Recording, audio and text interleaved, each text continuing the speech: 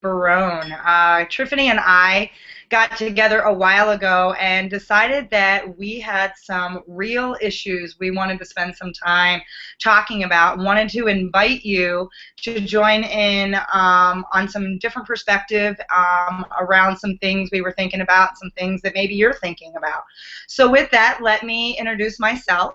I am Candy Barone. I am CEO and founder of You Empowered Strong, and I am your Pull No Punches accountability powerhouse. Triffany, why don't you go? Hi, I'm Triffany. It's just like Tiffany with an R. I'm with the Wellness Accomplice. I like to consider myself a reinvention specialist. I love helping people who have had that meltdown and know there has to be some good that comes out the other side of that, and we get to build you back up all over again from a place of purpose and passion. Well, that's great. I love that reinvention special. That's don't hear terms like that very often. So, Triffany, what's on your mind? What should we talk about this morning? I actually love our own anecdote this morning from trying to figure out this Google Hangout.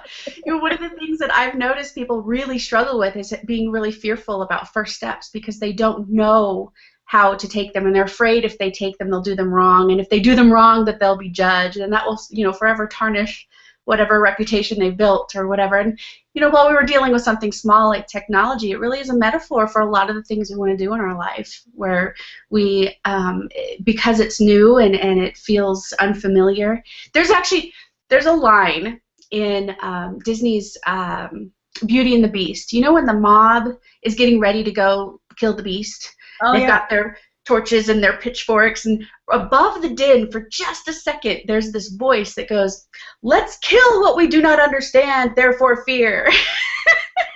Oh my gosh, that's awesome. I love that. I never noticed that. Now I'm going to have to watch that movie again. Yeah, we go back and watch it. It's so funny. It's one of my favorite lines because it really is true. We get to a place of passion and joy, and we really want to take this next step. But if we feel like it falls outside the box of what is normal, what is understood, what is acceptable and okay, we become fearful and we squash our dreams. And what I loved about what you did this morning, Candy, is just kept going after it. You're like, we're going to try this. Okay, now let's try this. And this particular, we have no idea if it's ever even going to get on YouTube at this point because we don't know if we did it right. But gosh darn it, we're in it together. We're having a good time, and we will figure it out, even whether it's through this or, another platform. I don't know. What do you think?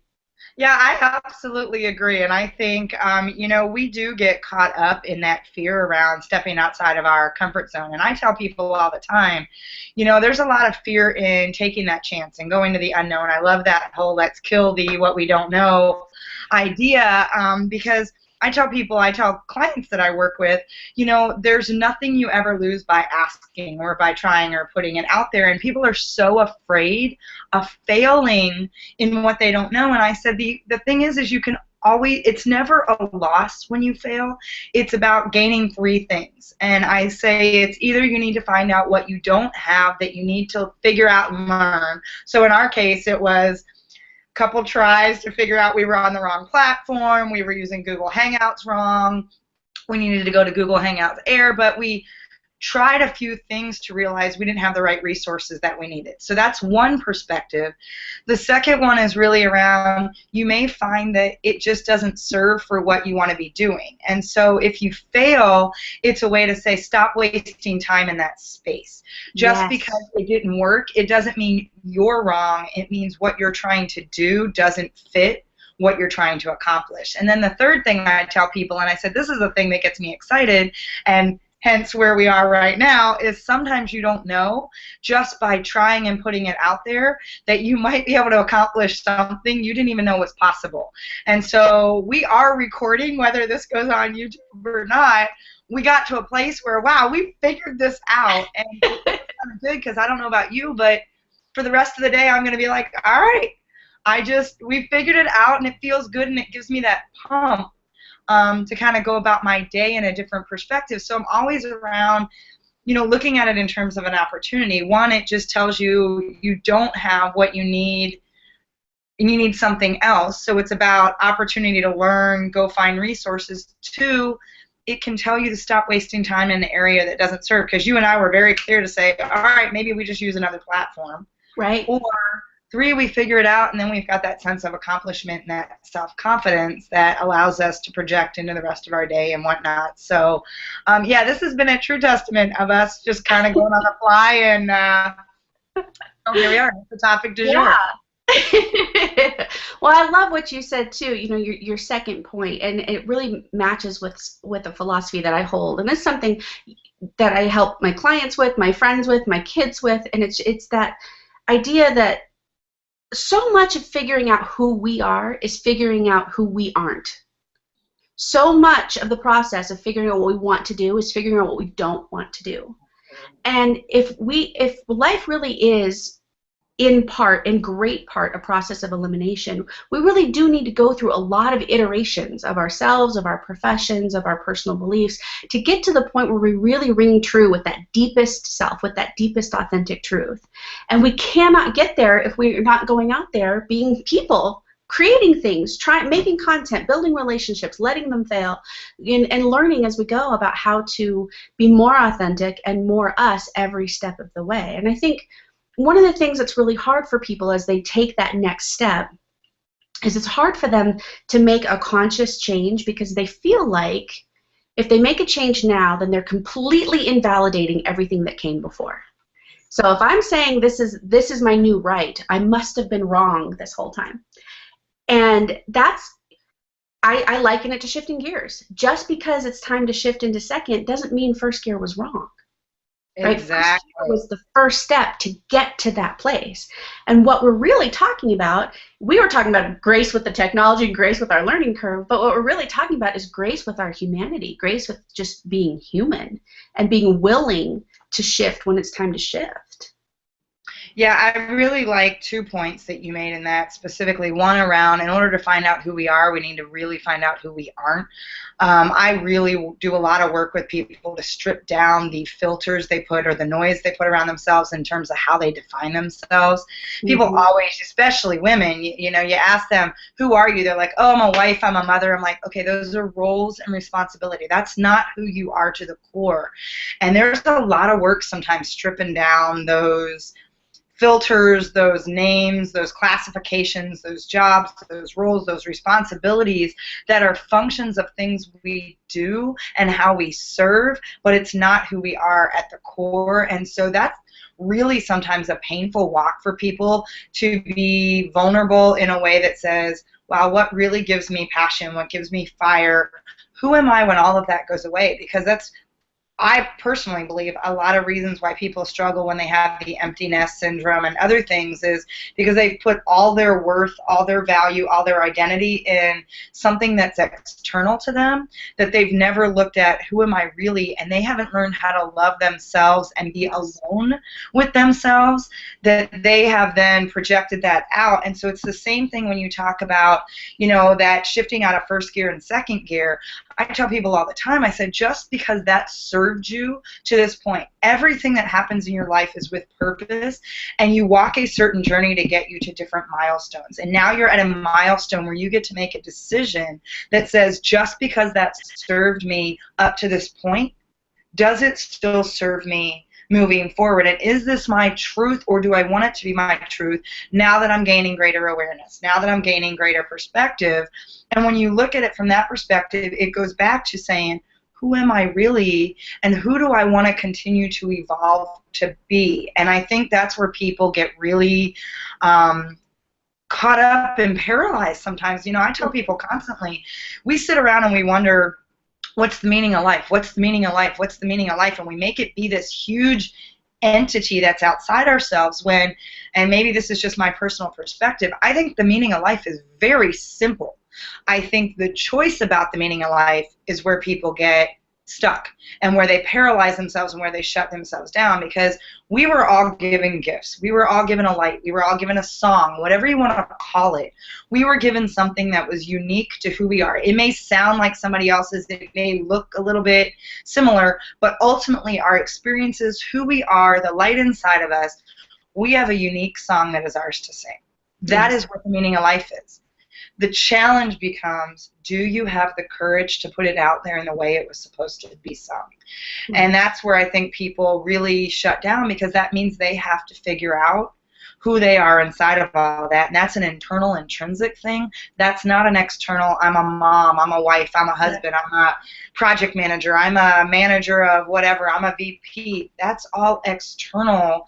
And that's that ego almost driving that sense of identity versus really allowing that vulnerability and that, intrinsic, internal light to come from within. And I think that, you making that comment around being able to shift from first gear to second gear is just really dead on around, some of that shifting of perspective for people I hope we can, affect.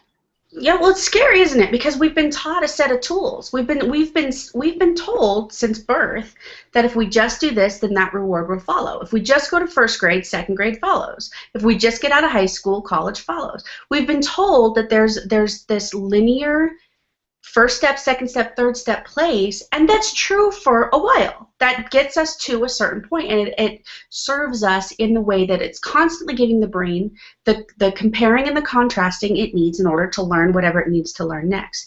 But that skill set reaches a threshold. That's going to hit a ceiling some point where it's only going to serve you in so much as what you're trying to do is linear. But once you're trying to find that intrinsic song, once you're trying to find that unique piece of who you are and you're trying to expound on that, that's nobody else's rules. Every tool that you're going to need to access to build through that ceiling, bust through that ceiling and build above it, is going to come from some exploration in yourself. We haven't been taught how to explore within ourselves. Nobody said that that's even okay, because self-exploration through that old model looks like rebellion, it looks like disrespect, it looks like, a lot of things that our societal paradigms don't like. They said, no, that's not the right way to be a polite person or a contributing member of society or whatever. So it's scary when we say, wait, this is on me. But there is a little shift, and this is where the little bits of practice every day, whether that's meditation, working with a coach, journaling, talking deeply with friends, reading, whatever your personal practice is that helps kind of nudge that barrier, right? Like pushes until it breaks through. That's where that practice comes in, because then you gain confidence in the little bits of awareness that you are gaining. You gain confidence in your own wisdom and being able to tap into your own truth and go, that served me. That felt good. It's working. I can do more of it. And once you really build up that body, that wealth of confidence around your song. I actually like that term. I might adopt that. Your song. I like that. I said, my friend Candy says this is your song. But once you build up the confidence around that, though, then you can sing it authentically, loudly, and everybody else around you looks up to it. They go, yes, that's what I want me some of that. And then that ripple effect starts. Your circle starts to grow and evolve. Your environment starts to change. And you suddenly you're not your archetype. You're not the wife. You're not the husband. You're not the student. Those are pieces, but they're not your identity. So, yeah. Yay. Yeah, exactly. And the thing is as you start to sing that song authentically, you become very comfortable realizing that song is not for everyone.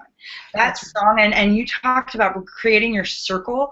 It's about you connecting with the people that need to hear that song, want to hear that song, and have a song that really brings more of an orchestra type harmony together when their song comes into the same space as well. And that's not to say that just because your song isn't for someone, that your song is wrong.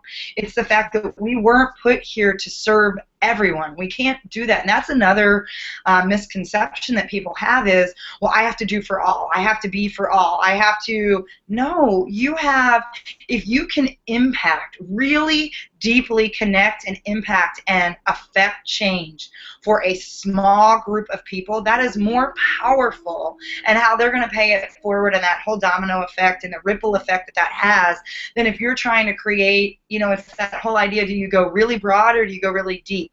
And I personally would rather go really deep with the people that really connect to me at my soul level and connect to my song in a way that they get emotionally affected because that song sings to something that unleashes their song or whatever.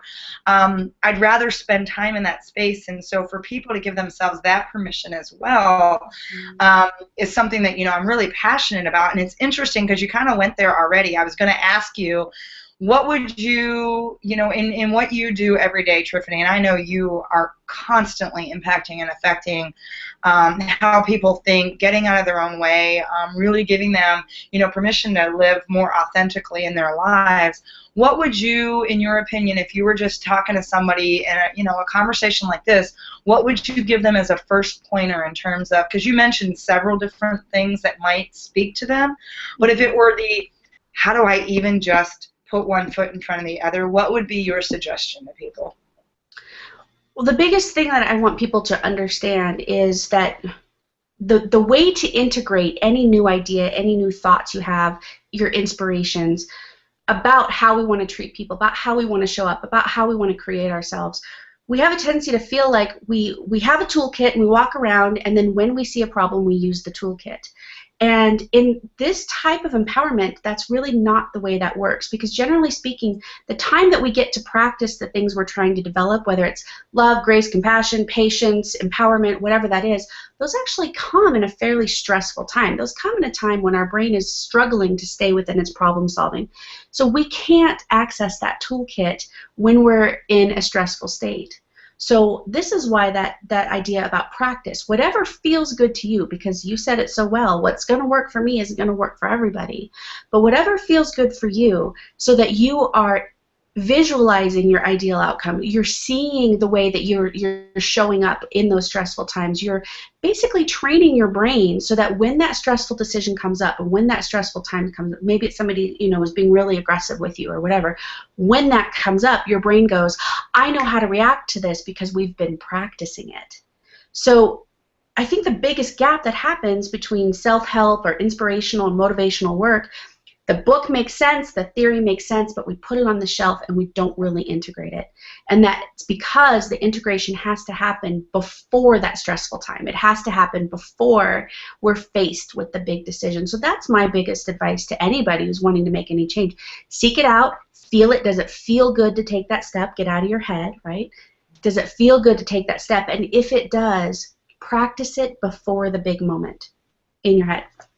Well, and I love how you say that, because I really do think, people always say practice makes perfect. No, it's practice makes permanent. And I tell people, and I have this power of 3 for everything. I always put things in groups of 3. And I said it really comes down to 3 things when you're trying to create that kind of change for yourself or move forward. It's 1, having the commitment and conviction.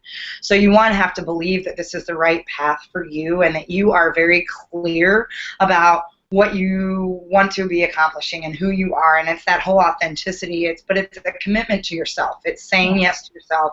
It's being able to put that forward. And then after that is the responsibility and the discipline. It's the really being able to put in the intentional activities and the behaviors and the practice that says, I'm creating every opportunity possible to be receiving that back to me. And I think people don't realize how caught up they get in their daily and weekly activities, where they create all this unnecessary noise and inefficiencies and waste, that when they put the right intention behind it and create discipline and practice and really drive that responsibility around, and so it's that personal responsibility around how are they going to open themselves up to more.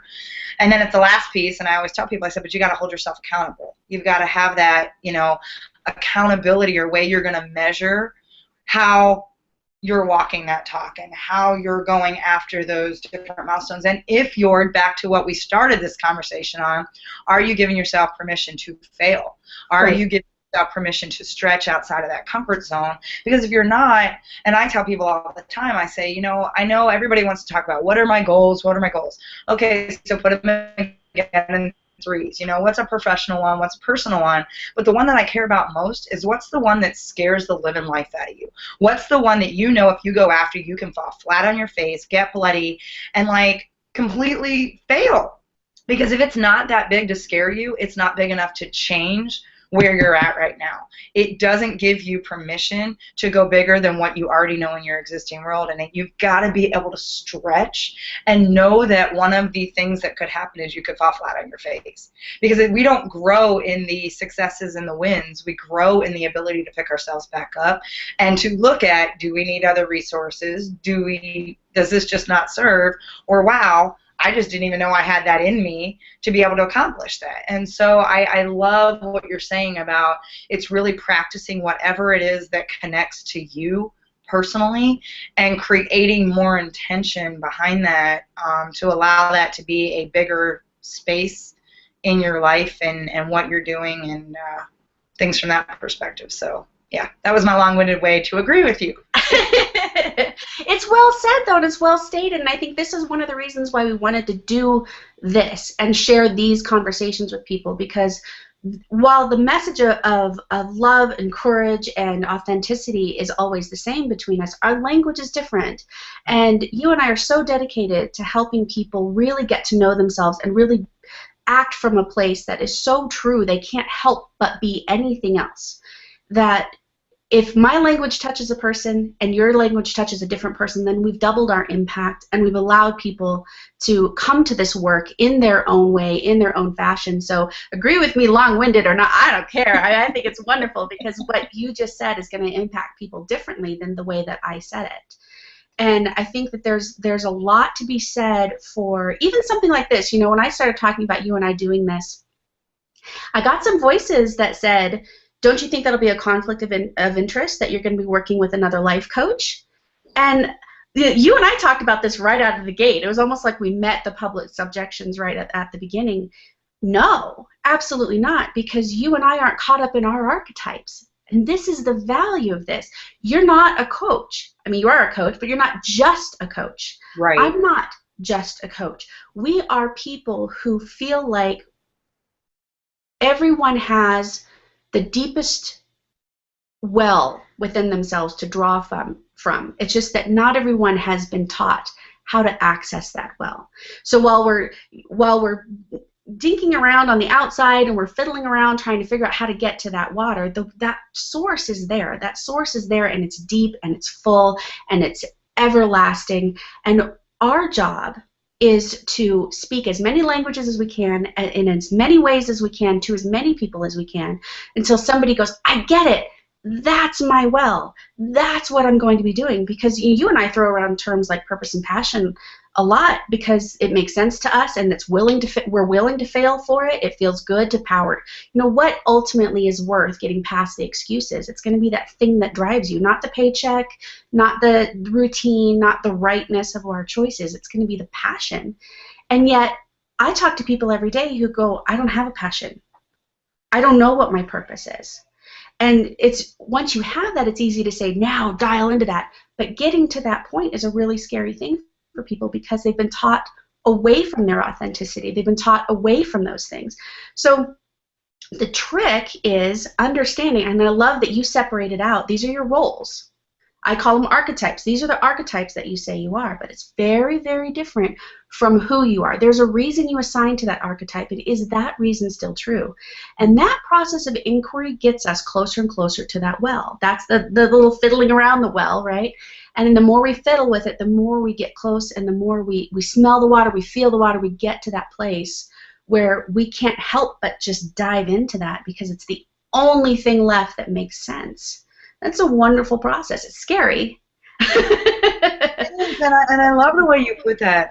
First of all, the well and the whole smelling the water, feeling the water, because one of the things I talk to people about too is when they finally start to connect to who they are, the more that they can create that visual that becomes so much bigger than themselves. It's got color and life, and all their senses are involved, that they truly can smell, see, hear, taste what's happening in their life as a result of them moving forward in that capacity, I think is huge. I mean, people talk about visualization and are like, oh, I created the picture and nothing happened. I'm like, that's not visualization. Visualization is embracing it in a way that you feel it with every part of who you are, visually, auditorily, kinesthetically, whatever. It becomes part of your senses and your just what you're breathing and taking. And so I love that you talk about going to the well and really being able to feel that and smell that and taste that. But the other thing that you said that I just want to go back to that is so important, there is this mentality that we have in general, and it's part of what we are taught in some of our limited beliefs growing up. It's that idea that everything's a competition and everything's in this scarcity mentality, and you and I immediately, and I have some other people I collaborate on with as well, that we knew right away, because we speak similar languages and because we have similar ways that we affect and impact people with a varying style, we're very different. That absolutely meant we had to come together, because what you and I can create on our own is nothing compared to the power and the impact we can have when we join forces and create that bridge that you talk about so much, about linking arms and creating a force that's bigger, an energy that's drawing the right people to us. Because at the end of the day, I don't care if it's me or someone else. I just want people to get out of their way. I want people to dream bigger, grow bigger, be bigger, play bigger. And if it's not me that's going to resonate for them, then I sure want to have the right person next to me that has a different flavor, different style, whatnot. Because ultimately, it's about bringing more of those people together and linking arms and creating that bridge and creating that positive force that starts to shut down the negative noise that's going on out there. And so it was so absolutely, without a doubt, when you and I first connected, it was like this energy. And then I met your kids who, oh my gosh, just lit me up. Because I love their kids. They're so brilliant. But there's this energy that you just know, and it was like there was never a question about, wow, we're in the same space and we're going to compete. It was, oh my God, your light and mine together becomes something so powerful and bigger than who either one of us could be by ourselves, that it absolutely was just, there was no hesitation, there was no question, there was no other way we could build our relationship and get to know each other than coming together and creating something. And I wish people, I mean, if I had a wish right now today, it would be that more people saw opportunity in connecting with like-minded people versus feeling threatened and scared and fearful of, well, they're going to take what's mine. There is so much for all of us. And the thing is just like anything else, abundance breeds more abundance. So the more people shift into that mindset and more they step into that space, the more they realize that it's kind of like the adage that says the more you have, the more you're grateful, the more you have to be grateful for. It's the same thing around abundance. The more you connect to abundance and believe in abundance, the more it shows up, and the universe and God and whoever give that to you in exponential ways. It's not even linear. It becomes this thing that has this force that, you know, and so for us, I know for both of us, it was just an absolute, there was never a question about us doing something. We still were like, I don't know what it means, but let's try this on. And so here we are, and, you know, we're just having a conversation, but